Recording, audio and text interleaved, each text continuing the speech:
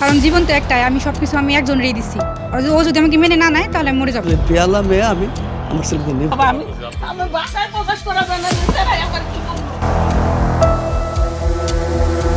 দর্শক, ভালোবাসার পরিণতির এক করুণ দৃশ্য দেখা গেল ধামরাইয়ের শ্রীরামপুর গ্রামে, যেখানে ফুলের বাসর সাজানোর বদলে কপালে জুটল অন্ধকার ঘর আর অনাহারে থাকার শাস্তি।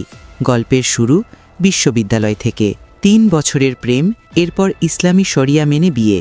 কিন্তু স্বামী জুয়েল মিয়া সেই বিয়ের কথা গোপন রেখেছিলেন পরিবারের কাছে। স্ত্রীকে নিয়ে ঘুরতেন রিসর্টে, কিন্তু নিজের ঘরে জায়গা দেননি। যখন সাদিয়া 18ই ফেব্রুয়ারি নিজের অধিকার চাইতে স্বামীর দরজায় দাঁড়ালেন, তখন দেখলেন এক ভিন্ন রূপ। সাদিয়াকে দেখেই ঘরে তালা দিয়ে পালায় শ্বশুরবাড়ির লোকজন। সারা রাত বাইরে অপেক্ষার পর যখন তিনি ঘরে ঢোকেন, তখন তাকেই উল্টো বন্দি করা হয়। বাইরে থেকে তালা দিয়ে কেটে দেওয়া হয় বিদ্যুৎ ও পানির সংযোগ।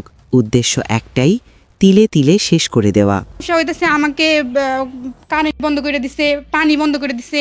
আমি এই যে না খেয়ে রোজা রয়েছি, আমি অজুও করতে পারি নাই, নামাজও পড়তে পারি নাই। গত 48 ঘণ্টা ধরে না খেয়ে আছেন সাদিয়া।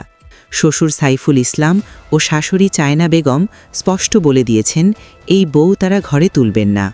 অন্যদিকে স্বামী জুয়েল লাপাত্তা। জীবনের এই ক্রান্তিলগ্নে দাঁড়িয়ে সাদিয়া এখন আত্মহত্যার হুমকি দিচ্ছেন। তাহলে মরে যাবো, সুইসাইড করবো, আর কি করবো?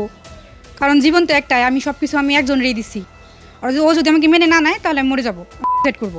এইখানেই, এই বাড়ি থেকে আমার লাশ বেরোইব, কিন্তু আমি জীবনও জীবিত বেরোবো না। ভালোবাসার মানুষকে আপন করতে গিয়ে আজ তিনি মৃত্যুর মুখে। জোরাজুরি ব্যাপার না, কোনটু কোনো জোরাজুরি ব্যাপার না, বিয়ে শাদীর ব্যাপার।